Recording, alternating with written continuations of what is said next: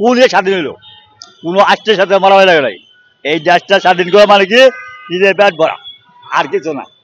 যে ছাত্র আজকে শাহবাগ থেকে আমার মতো একটা স্কুল লাগবে তো মামা, আমি স্টুডেন্ট, পাড়া 20 টাকা দেবো। এই এই এই ছাত্র আজকে বাজারও গায়ে দিয়ে ঘুরে, আমার মতো স্কুল হচ্ছে না। এর নামে দেশ স্বাধীন, তাই না? ঢাকা বাংলাদেশে একেবারে তসতস করে আছে, চুরি চামারি চিন্তা হাজারি খুন খাবে, হাজার হাজার দিনে দিনে দিনে দিনে বাড়তে আছে। এর নামে কি সংস্কার?